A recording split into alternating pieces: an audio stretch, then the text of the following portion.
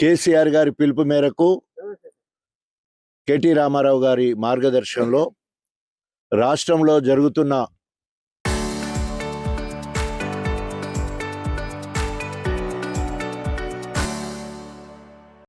Vote నమోదు ప్రత్యేక కార్యక్రమంలో పాల్గొనే దాంట్లో భాగంగా ఈరోజు స్టేషన్ గన్పూర్ నియోజకవర్గం వేలేరు మండలంలోని మేజర్ గ్రామ పంచాయతీ పీచర, అదేవిధంగా మల్లికుదుర్ల, వేలేరు, అదేవిధంగా షాలపల్లిలోని లక్ష్మితండ గ్రామాలు సందర్శించి ఏ రకంగా ఓటరు నమోదు జరుగుతుందని పరిశీలించడం జరిగింది. ఇప్పటి వరకు గణపురం నియోజకవర్గంలో దాదాపు 71% ఓటు నమోదైనట్టు, అదేవిధంగా వేలేరుకు వస్తే దాదాపు 72% ఇప్పటికే ఓటు నమోదు కార్యక్రమం ఉన్నది. ఏదైతే VLOలు ఉన్నారో, బూత్ లెవెల్ ఆఫీసర్గా ఉన్న అంగన్వాడీ టీచర్లకు పని భారం ఎక్కువైతా ఉంది. ఇంకా కొంచెము సమయం ఇవ్వాలని బీఆర్ఎస్ పార్టీ అధినాయకత్వము రాష్ట్ర ఎన్నికల అధికారిని అడగడంతో రాష్ట్రంలో ప్రధాన ప్రతిపక్షంగా మా డిమాండ్ను వారు అంగీకరించి వచ్చే నెల ఆగస్టు 3వ తారీఖు వరకు పొడిగించడం జరిగింది. ఈరోజు ప్రతి ఇంట్లో ఉన్న ఓటర్ను నమోదు చేయించాలని చెప్పేసి మా బిఎల్ఓలకు అదనంగా మా బిఎల్ఏలు తిరుగుతూ ఉన్నారు. చాలా గొప్పగా బిఎల్ఏలు అందరూ కూడా పనిచేస్తూ ఉన్నారు. ఎందుకంటే ఈరోజు ఏ ఇంటికి పోయి ఓటు నమోదు చేసుకోవాలని అడగాలనే అర్హత కూడా ఒక బీఆర్ఎస్ శ్రేణులకే ఉన్నది.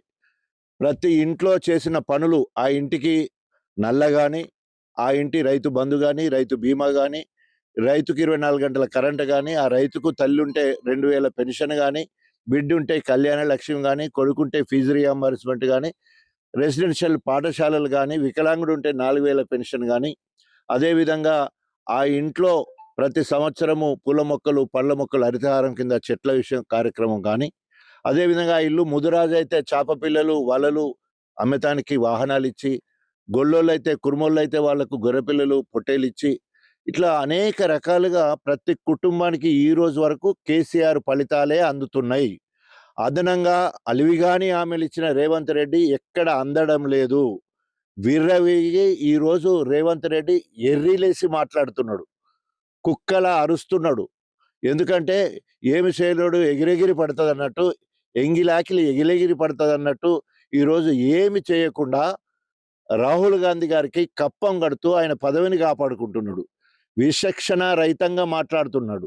రాష్ట్రానికి నేను ముఖ్యమంత్రి అనే సంగతి మర్చిపోయి రైతులకు నువ్వు నీళ్లు లిఫ్ట్ చేస్తలేవు కదా, కన్నపల్లి పంప్ హౌస్ దగ్గర నుంచి వెళ్ళి రైతులకు నీళ్ళు ఎట్లా పారిస్తావంటే బీఆర్ఎస్ నాయకుల రక్తాన్ని చల్లి పండిస్తాననే అంత రాక్షస మాటలు మాట్లాడుతూ ఉన్నాడు.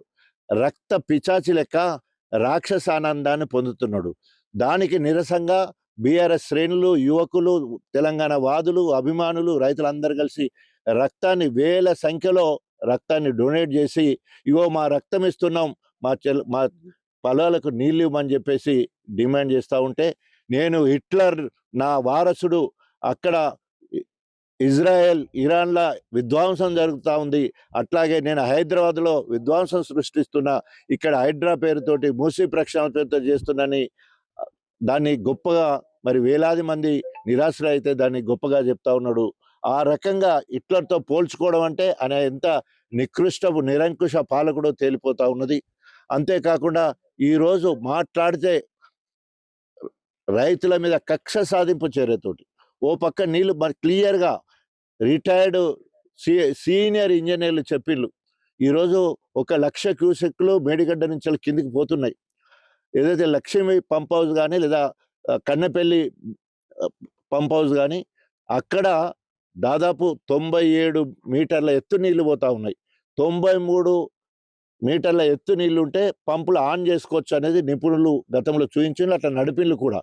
ఈరోజు ఓన్లీ కక్ష సాధింపు చర్యతోటి కేసీఆర్ గారు ఫెయిల్యూరు ప్రభుత్వము, ఆయన ప్రభుత్వం ఫెయిల్యూర్ అని చెప్పడం కోసమే రైతుల మీద కక్ష తీర్చుకుంటున్నాడు. అంతేకాని రైతుల పక్షాన చేసింది లేదు. రైతుల పాలిటీ రాక్షసుడు లెక్క వికృత చేష్టలు చేసి, వింత చేష్టలు చేసుకుంటూ, ఒక సైకోలాగా బిహేవ్ చేస్తూ ఈరోజు మరి రాష్ట్ర ప్రజలందరి మీద మరి కక్ష కట్టినట్టు, ఒక పక్క రైతులకు దూరం అయిపోయిండు, రెండో పక్క యువతకు 2,00,000 ఉద్యోగాలు ఇస్తామని ఇయ్యలేదు. తర్వాత 10వ తరగతి పాస్ అయితే 10,000, డిగ్రీ పాస్ అయితే 25,000, పీజీ పాస్ అయితే ₹1,00,000, అదే పీహెచ్‌డీ పాస్ అయితే 5,00,000 అదటైపోయింది. రాజీవ్ యువ వికాస్ కింద నిరుద్యోగికి ₹5,00,000 ఇస్తున్నారు, అది అటైపోయింది. యువతంతా దూరం అయిపోయిండ్రు. మహిళలకు మహాలక్ష్మి పేరుతోటి 2,500 ఇంటింటికి ఇస్తానన్నాడు. కళ్యాణ లక్ష్మితో పాటు తులం బంగారం ఇస్తానన్నాడు. ఒంటరి మహిళకు 4,000 ఇస్తానన్నాడు. ముసలమ్మ అవ్వలకు కూడా 4,000 ఇస్తానని మొత్తము ఆడపిల్లలు మొత్తాన్ని కూడా వంచినందుకు మహిళలందరూ కూడా వ్యతిరేకం ఉన్నాడు. తర్వాత ఈరోజు నిరుద్యోగులు వ్యతిరేకం ఉన్నారు. సంవత్సరానికి 2,00,000 ఉద్యోగాలు ఇస్తారంటే ఇప్పటి వరకు ఒక్క ఉద్యోగం ఇవ్వకుండా బీఆర్ఎస్ పార్టీలో ఇచ్చిన ఉద్యోగాలు మా ఉద్యోగాలు అని చెప్పాడు. నిండు సభలో 10,000 ఇచ్చినామని చెప్తున్నాడు. సిగ్గు లేకుండా ఈరోజు మరి రేవంత్ రెడ్డి పాలన జరుగుతూ ఉంది. రాష్ట్రాన్ని అప్పులపాలు తీసుకొచ్చి మరి రాహుల్ గాంధీకి కప్పం కడతా ఉన్నాడు, పదవి కాపాడుకుంటున్నాడు. తప్పకుండా ప్రజలు ఇదంతా కూడా గమనిస్తూ ఉన్నారు. మరి ఈ కరువు ఎట్లా ఎల్నినో మరి ప్రభావం వల్ల ఇప్పటికే 40-45% వర్షాలు లేకపోవడం వల్ల మొక్కలన్నీ కూడా వాడిపోతూ ఉన్నాయి. విత్తనాలు వేయలేని పరిస్థితి కనబడుతున్నది. మరి ఇక్కడ మా నిరంకుశ కడియం శ్రేయరి రేవంత్ రెడ్డి తొత్తువు లెక్క ఆయన అక్కడ ఈయన ఇక్కడ మాకు దాపురించిండ్రు. ఎందుకంటే ఈయనకి ఇంతకుముందే దళిత దొర అని పేరున్నది, అదేవిధంగా కల్నాయక్ అని పేరున్నది, ఒక అహంకార్ అని పేరున్నది. ఇక్కడ ఏం చేయకుండా 31 నెలల్లో దేవాదుల కోసము అప్పటికే 90% పనులు అయిపోతే నిన్న స్వయంగా బట్టి విక్రమార్క అండ్ ఉత్తమ్ కుమార్ రెడ్డి చెప్పి 91% పని అయిపోయింది. సిగ్గుండాలి కదా. 31 నెలల్లో 1% పని పెంచి 31 నెలల్లో ఒక్క పైసా విడుదల చేయకుండా ఓన్లీ 194 కోట్ల రూపాయలు విడుదల చేస్తున్నామని చెప్పేసి ఉత్తమ్ కుమార్ రెడ్డి మాట్లాడడం అంటే సిగ్గుచేటు.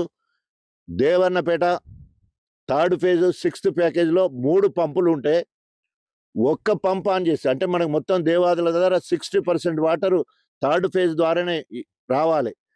30 మెగావాట్ల మోటార్ ఉంటుంది ఒక్కొక్కటి, 3 మోటార్లు ఉన్నాయి అక్కడ. సో ఒక్క మోటార్ ఆన్ చేసి ఆ నీళ్ళని పైన చల్లుకొని ఏదో చేసింది. దేవాదులకు వ్యతిరేకి కడియం శ్రేయరి ఆనాడు మరి దేవాదులకు శంకుస్థాపన చేసి 17 నెలల మట్టి తీయకపోతే నేను పిండాలు పెట్టిన. తర్వాత 2008లో సోనియా గాంధీ గారు వచ్చి దేవాదులకు నీళ్ళు వదిలిపెడితే ధర్మసారకు నీళ్ళు రావద్దని ఆ కీ తీసి ధర్మసాగర్ రిజర్వ్ వేసిన దుర్మార్గుడు. సో ఎక్కడ తట్టమట్టి తీయలే.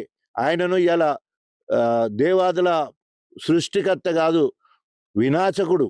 సో అందుకనే ఇవాళ గణపురం నియోజకవర్గం మొత్తంలో కడియం శ్రీహరి ఫ్లెక్సీల స్పెషలిస్ట్ అయిపోయాడు. ఎందుకంటే మా కేసీఆర్ చెప్పిండు ఆయనకు రాజకీయ సమాధి కట్టాలనుకున్నాడు.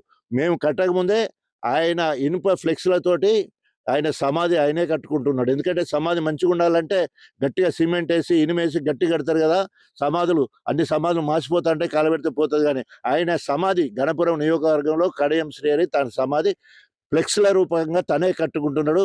ఇప్పటికైనా ఇగో ఇక్కడ చిట్టపట్టాల చెరువు అని ఇక్కడ ఉంటుంది.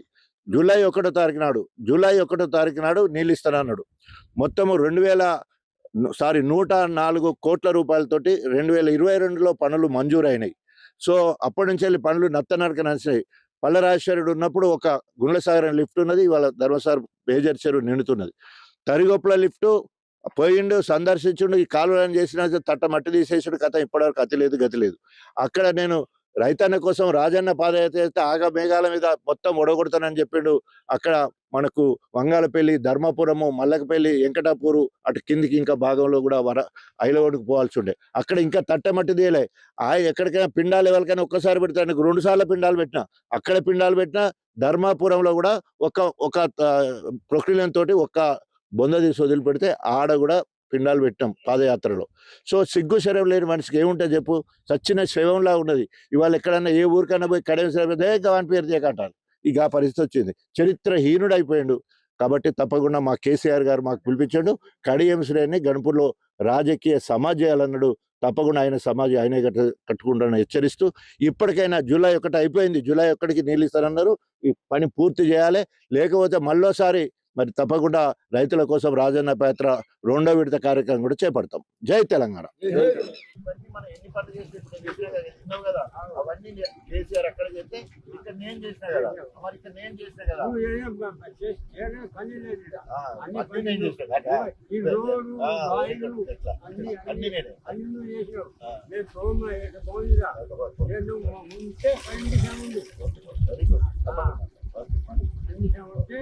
మాకు హిమ్మత్ ఉంటుంది. ఓకే, ఇవాళ జయంతి రాగానే జయంతి ప్రసాద్ ఇంటికి పోయినాయి, 60 కలపడి ఇంటికి అప్పుడు వచ్చిన నీకు వచ్చే గంటలు నిన్నే తలుస్తాను నేను. అది ఇప్పుడు చెప్పలేదా? అదే పల్లూరు 104 కోట్లు నేను మంజూరు చేయించిన కడియాల్సి పని చేస్తాను. ఇప్పుడు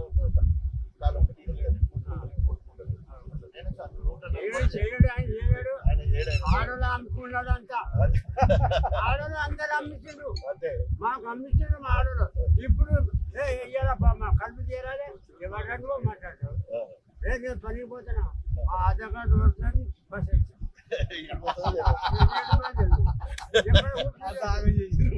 అంతే. ఎక్కడ కూర్చుంటుందో మా ఇచ్చేది పోతుంది, మా ఇచ్చేది మానం పోతుంది. చేసుకున్నా